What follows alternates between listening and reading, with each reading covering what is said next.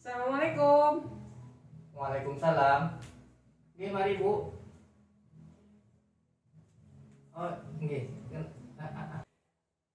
Ada yang bisa saya bantu, Ibu? Ini loh Pak, kan kebetulan saya 3 bulan yang lalu habis melahirkan. Ya. Terus saya ini mau tanya-tanya soal KB. Nah kan karena kebetulan hari ini waktunya pasaran sekalian saya Sekalian mampir. mampir. Oh, Iya. iya. Sebelumnya dengan Bu siapa ini? Dini Dari desa mana? dari desa Lobuk. Oh, desa Robo deket ya. Makanya kok Iya. saya pernah lihat paling pas ke pasar ya. Iya, Iya. mungkin Pak. Bapaknya juga ke pasar. Oh iya. Ya, ada yang bisa saya bantu, Bu? Iya Pak, jadi kan kebetulan sudah diajaki sama Bu Bidan ya untuk Ya, Bu pasang Endang ya? KB. Iya sejak Oh, dulu. ya. Tapi saya ini masih takut. Terus saya ini kan punya HP bagus ya Pak, Ya. baru. Terus saya searching gitu Pak, lihat-lihat. Itu kok kok saya takut mau pasang-pasang KB ini, kok efeknya banyak-banyak. Apa ya? Yang bikin saya jelek, terus ada yang tulisannya bikin efeknya jerawatan gitu-gitu Pak. Saya ini maunya pasangnya yang suntik. Gimana kalau menurut Pak Hendra? Sebelum hamil Bu Dini pernah pakai KB? Pernah yang anak pertama dulu Pakai Pak, apa? suntik juga. Suntik. Makanya ini terus badan saya tambah gemuk. Oh, efek sampingnya gemuk ya? Iya, saya tuh suntik yang bulanan, yang 1 bulan. Itu juga belum Bu Endang dulu Pak, bidan siapa ya, lupa saya namanya. Terus itu nafsu makan tuh jadi tambah ndak karuan gitu loh Pak. Terus tambah gemuk. Sampai sekarang tuh jadi susah kurus. Gitu ya. Jadi gini Bu, kan memang jenis KB itu ada 2. Ada yang hormonal dan juga yang non hormonal. Nah, yang hormonal itu seperti suntik KB, pil KB, terus juga ada impelan atau susu, itu hormonal. Jadi memang efek sampingnya itu banyak hasilnya. Ya, salah satunya itu bisa bikin jerawat, kadang mensnya nggak teratur, kemudian berat badannya naik, itu efek sampingnya karena emang hormonal.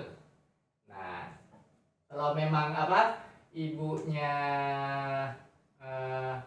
merasa keberatan kepikiran lah kalau pakai KB takutnya gemuk lagi, ada KB yang non hormonal. Apa itu Pak? Jadi ada yang namanya IUD.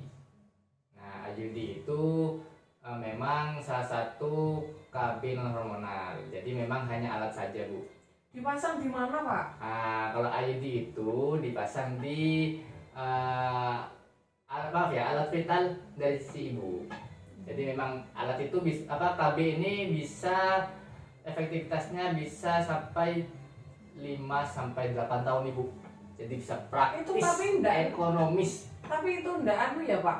Ndak berkarat apa gimana gitu kalau dimasukkan? Ini kan sudah teruji dan kemudian sudah akan dilayani oleh tenaga kesehatan yang memang sudah berkompeten. Jadi insya Allah aman. Tapi Bu, kalau memang mau menggunakan IUD ini harus sesuai dengan persetujuan suami. Gitu. Oh, berarti ada efeknya ya. ke suami saya. Nah, emang mitos-mitos persepsi masyarakat tuh ada efeknya karena bisa jadi tidak nyaman waktu berhubungan badan itu katanya. Tapi karena memang KB IUD ini dipasang oleh tenaga kesehatan yang berkompeten, insya Allah pemasangannya aman dan tidak mengganggu proses hubungan badan akhirnya lah gitu ya. Lagi gitu. Ya. Sebelumnya saya ini di pabrik kerupuk Pak, kerupuk Terus? udang itu loh Pak. Itu angkat-angkat gitu. Jadi kan ngangkat-ngangkat itu Pak, kerupuk-kerupuk untuk dijemur gitu loh Pak. Tapi itu ada efeknya apa enggak ya Pak kalau misalnya saya pasang IUD?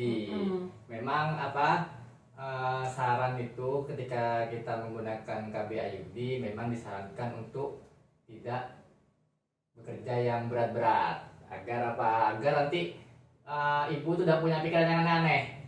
Takutnya karena mitos banyak, kadang-kadang ke IUD itu bisa pindah tidak dari tempat awalnya, itu mitos. Tapi untuk berjaga-jaga saja memang disarankan tidak bekerja yang terlalu berat-berat dulu. Berarti kalau misalnya saya angkat-angkat kerupuk itu kan lumayan ya Pak. Selain IUD apa Pak yang aman tapi yang juga lama bisa tahan lama? Oh itu yang bisa tahan lama itu ada satu lagi. Tapi memang ini termasuk KB yang hormonal. Nah, Saya bisa gemuk Pak. Tapi dosisnya itu sedikit, tidak sebanyak suntik KB dan pil KB. Jadi efek sampingnya tidak terlalu banyak juga. Jadi ada yang namanya implan. Nah, mungkin orang-orang sekarang itu bilangnya susu. Oh, di lengan ya Pak ya? Ya, dulu kan susu KB itu bentuknya batang. Dulu ada 2 batang. Maaf, ada 6 batang. Sekarang ada 2. Berkurang jadi 2 batang. Dan mungkin kedepannya itu juga ada yang 1 batang. Itu kanan kiri Pak? Enggak, yang kiri saja. Jadi memang disarankan ke lengan yang tidak digunakan pekerjaan berat-berat. Jadi kan biasanya kalau kerja berat-berat kan pakai tangan kanan. Nah, makanya ditaruh di lengan atas kiri. Itu ditaruh di bawahnya kulit, tidak terlalu sampai operasi dalam enggak. Jadi memang hanya di bawah kulit saja. Terus ada jahitan-jahitan gitu juga tak Pak? Enggak usah, enggak perlu. Jadi nanti kita pemasangan itu selesai karena memang saya tadi sedikit tuh, tidak banyak. Berarti cukup di Hansaplast gitu biasanya? Ya, jadi itu. Kalau misalnya tapi nanti memang harus angkat-angkat Pak, tapi enggak geser ya? Enggak, insya Allah tidak geser. Karena memang disarankan ketika baru pemasangan bisa 3 hari atau 1 minggu itu tidak boleh bekerja berat-berat dulu. Jadi lengannya itu tidak boleh dipakai dulu, makanya dipakai buat kerja angkat-angkat itu disarankan jangan dulu. Karena memang masih dalam proses pemulihan. Baru nanti setelah itu bertahap bisa. Itu. Berarti kalau saya mau pasang implan, sebaiknya sebelum saya kerja aja dulu ya Pak ya? Nah, bisa jadi. Implan ini kan apalagi ya termasuk metode kontrasepsi jangka panjang.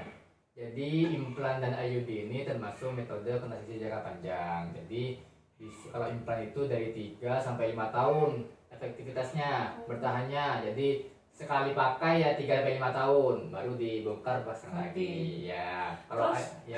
Kalau misalnya saya nanti tiba-tiba 3 tahun atau 2 tahun lagi mau punya anak, kan tapi implannya harus 5 tahun kata Bapak tadi, bisa dicoba bisa ya? dilepas dan insya Allah tingkat kesuburannya akan kembali seperti semula Ibu.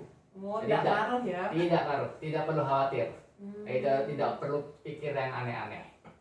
Berarti memang ya Pak ya, yang sedikit efeknya ke berat badan itu memang implan sama IUD tadi ya Pak? Karena memang kadar dosis hormonnya itu tidak terlalu banyak.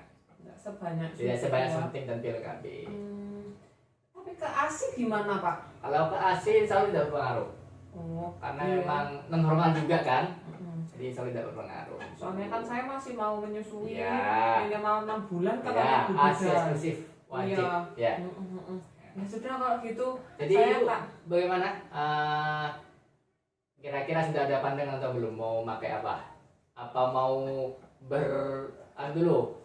Pikir-pikir dulu. Diskusi dulu sama suami, tapi kayaknya punya pikiran IUD tapi kok takut karena masuk dari bawah ya Pak. Kalau mau implan juga tapi enggak nyocok-nyocok ya Pak ya? Implan nyocok maksudnya gimana? Kan kalau misalnya mau ngangkat gitu takutnya mecungul gitu. Insya Allah enggak. Enggak ya? Ya. Ya wes saya tak sampaikan dulu informasinya ke suami. Jadi kayaknya memang implan sama IUD aja ya yang mau dipasangkan. Cuma nanti yang mana yang disepakati sama suami dulu aja Pak. Kan nggak bisa saya mutuskan sendiri pas bapaknya nggak cocok. Diskusi dengan suami dulu, ada persetujuan dari suami. Itu ya. Nanti kalau memang butuh keterangan lebih lanjut, butuh konsultasi lebih lanjut bisa kembali lagi. Bisa dari saya menyuruh KB-nya atau bisa dari Bu Bidan juga. Ke Bu Endang ya? Ya, ke Bu Endang nggak bisa. Kalau memang terlalu jauh harus ke Bluto dulu, kan di Lombok juga ada bidan desanya, jadi bisa langsung konsultasi ke sana terkait pemasangan. Ya sudah Pak, kalau gitu terima kasih buat sama-sama ya Pak. Nanti kalau ada apa-apa saya tak datang lagi pas pasaran aja sekalian pasang. Ya, terima kasih Pak Hendra.